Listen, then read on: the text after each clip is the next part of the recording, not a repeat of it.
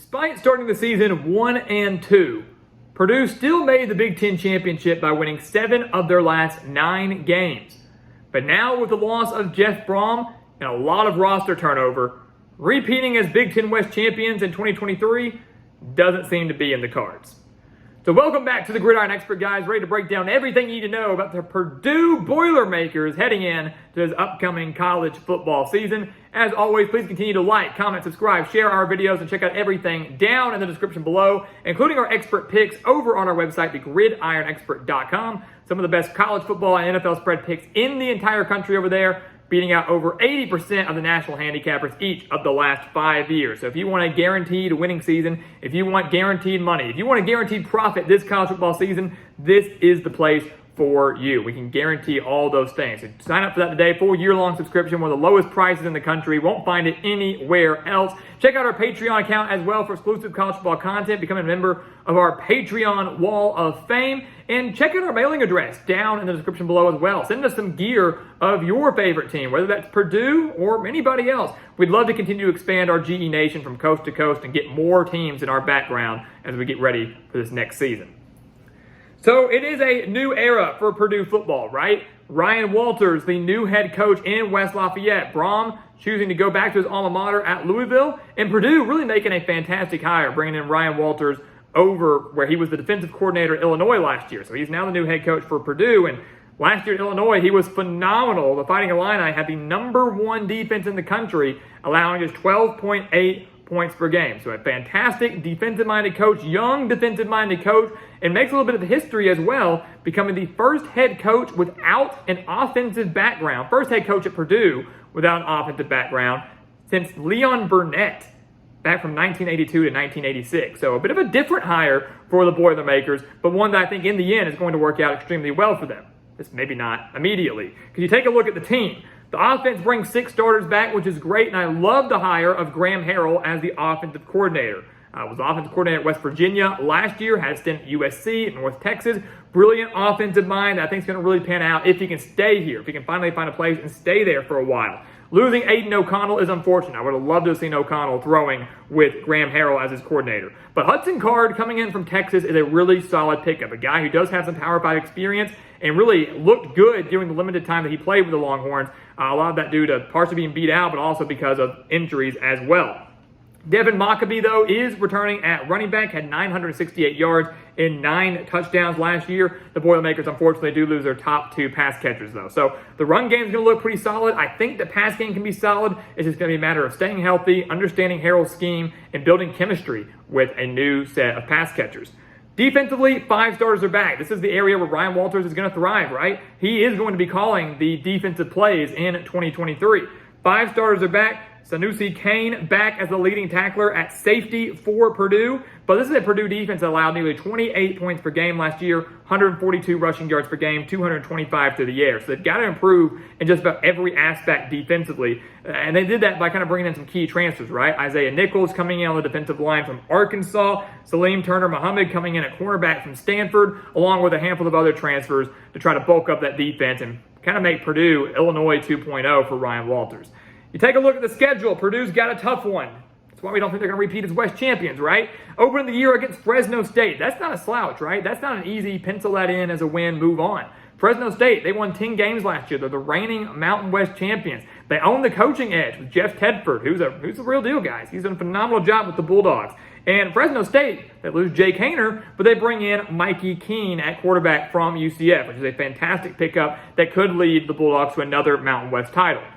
But I'm going to give the edge to Purdue here.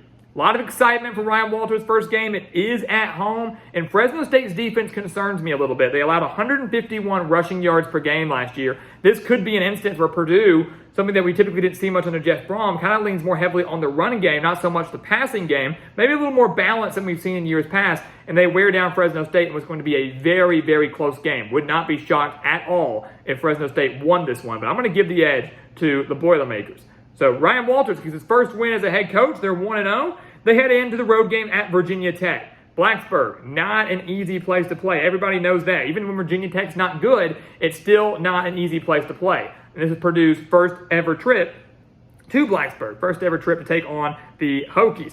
Now, Virginia Tech was no good last year. They were downright awful in Brent Pry's first year. But they do return 7 offensive starters. They do return 7 defensive starters. And the defense wasn't all that bad. Allowed 370 yards per game and just 24.7 points per game. It was the offense that was the major issue. And I genuinely believe the offense is going to take not a significant step forward, but a step forward enough to beat Purdue, especially with the home crowd on their side. You know, Virginia Tech fans can't bail out of the season yet. It's only week 2. So even if the Hokies end up being terrible, they're not going to know that in week 2. They're going to show up, they're going to show out, they're going to be loud. And this young Purdue team, I don't know if it's going to be able to handle that type of environment. They fall to Virginia Tech, but the Boilermakers bounce back with a win over Syracuse. Syracuse beat Purdue last year 32-29 at the Carrier Dome, scoring the game-winning touchdown with 7 seconds left. And the Orange have a lot of talent coming back, right? Garrett Schrader returns. That's huge for them. Rondé Gadsden returns. That's huge for them, the top pass catcher. I mean, Syracuse is going to be a bowl team this year, in my eyes, no doubt about it. But defensively, they still need a little bit of work. They allowed 144 rushing yards per game, and the secondary is without a doubt the weakness for the Orange this year. This could be a game where Graham Harrell opens up the playbook a little bit. You don't always want to open him up too early on in the year. So maybe they open it up a little bit more against the Orange, to air it out a little bit. Hudson Card has himself a pretty big day. Purdue, and that balanced attack, more balanced than we've seen in years past, wears down Syracuse. Home field advantage also playing a huge role. And just like that, Ryan Walters goes 2-1 in his first 3 games with 2 quality victories too. No cupcake teams really on the schedule for Purdue. But then you get into conference play, and it's brutal. I mean, it's really, really tough, guys. I mean, the Big Ten West isn't easy, playing teams like Wisconsin and Iowa and Minnesota, Illinois even, no slouch. And then out of the East, you're drawing Ohio State, Michigan. I mean, the top 2 teams in the East, that's terrible. It's a horrible draw for a first-year coach. So they start conference play with a home game against Wisconsin. I think they fall to the Badgers. I mean, when in doubt, death taxes and Wisconsin beating Purdue, right? I mean, Purdue hasn't defeated the Badgers since 2003. They've lost 16 straight to Wisconsin, including an 11-point loss last year. Wisconsin's going to be really, really good, arguably the best team in the West this year under Luke Fickell. They lose to the Badgers, not much to discuss there. They stay at home to take on Illinois, a team they beat last year, end up playing a major role in helping Purdue get to the Big Ten championship game. Illinois was in the driver's seat of the Big Ten West, started the year 7-1, had 2 late home losses to Michigan State and Purdue, ultimately opened the door for the Boilermakers to get in and play in Indianapolis. But this year, I do think Purdue falls to Illinois. The Fighting Illini are good this year, no doubt about it. It's the Ryan Walters game. That's exciting. Walters facing off against his former team. That's going to be cool, right? And I actually think the game's going to be close. But Illinois has too much talent up front. The trenches is where this game is going to be won. The defense, especially that front 7, is still going to be really, really good for Brett Bielema's squad. And by this point in the year, by the end of the first month of the season, I think Illinois has worked out any offensive struggles they may have, especially with the loss of Chase Brown at running back. So Illinois gets it together. They beat Purdue, as we said earlier. The master and Brett Bielema defeats the apprentice and Ryan Walters. And the Boilermakers, unfortunately, are 0-2 to start conference play. And they'll be 0-4 heading into their bye week because they're not going to be Iowa at Kinnick. I know they did 2 years ago, but a completely different team for both sides. Iowa going to be drastically better this year, especially offensively with the addition of Cade McNamara. And then they're not going to beat Ohio State either. I know they beat Ohio State in dominating fashion back in 2018, beat them 49-20. It was an epic upset, one of the biggest upsets of the year. It's not happening this year. It's not happening this year. So they fall to Ohio State, and they are 2-5 heading into their bye week. Again, the schedule is just really, really tough. Coming out of the bye week, their reward, back-to-back road games at Nebraska and at Michigan. I also think both of those are losses. Nebraska is an improving team. Purdue did win by 6 last year, 43-37. They had 608 yards of offense against the Cornhuskers. But this is a completely different Nebraska team. One that's going to be much better coached, much more well-coached under Matt Rule. Has a quarterback upgrade in Jeff Sims. The defense should get better as the year goes on progressively. And it's one of those things where I don't really know, even with the week of rest, that Purdue's going to have enough to go into Lincoln, into that wild of an environment, and get this win. They fall to the Cornhuskers. They fall to Michigan, no doubt, on the road in Ann Arbor. Rematch of the Big Ten championship game from last year, which Michigan did win 43-22. Michigan, the best team in the conference right now, the Big Ten favorite right now. They're not losing at home to Purdue. So Purdue struggles, guys. 2-1 start leads to 6 straight losses. They're 2-7 with 3 games left, so they can't go bowling. I never thought this would be a bowl team. With the loss of their coach and so much talent on both sides of the ball, we kind of had a glimpse of that Purdue team to an extent in that bowl game against LSU, which they lost 63-7. We knew it was going to take some time to build this team back up. So at 2-7 with 3 games left, they're really just playing for pride right now. I think they dropped to 2-8 with a loss to Minnesota. They did beat the Golden Gophers by 10 on the road. That was a massive victory. 9.5-point underdog. Got the win over a nationally ranked Minnesota team. Well, Minnesota now wants revenge. Their defense is going to be better than Purdue's. And I actually have a lot of faith in their offense. I think their offense can be sneaky good in 2023. They dropped the game to the Golden Gophers. Running game for Minnesota going to play a big role with Sean Tyler coming in from Western Michigan.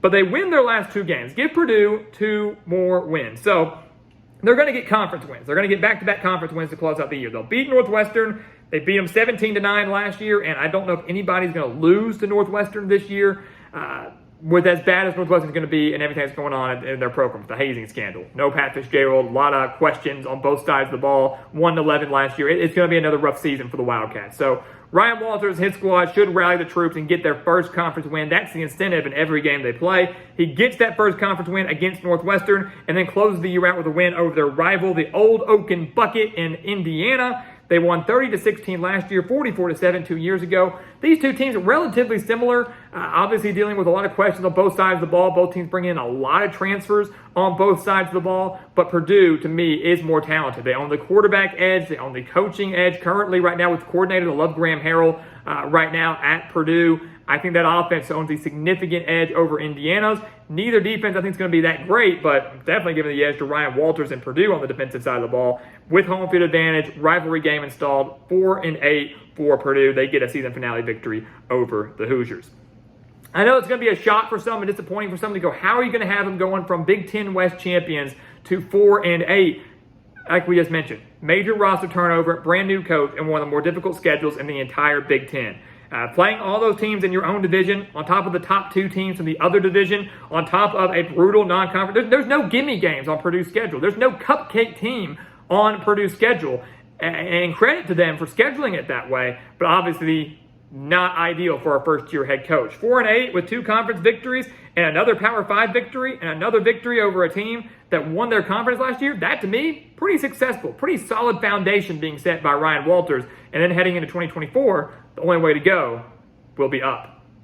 So guys, as always, thank you so much for watching us here at the Gridiron Expert on YouTube. Make sure to continue to like, comment, subscribe, share our videos, and of course, check out everything down in the description below, including our expert picks over on our website, thegridironexpert.com, our Patreon account for exclusive college football content year-round, and of course, check out our mailing address. Send us some gear, whether it's some Purdue gear, Boiler Up, or any of your other favorite teams. Send it to us so we can represent them in every single Gridiron Expert video. And once again, guys, as always, thank you so much for watching, and we'll see you next time right here on the Gridiron Expert.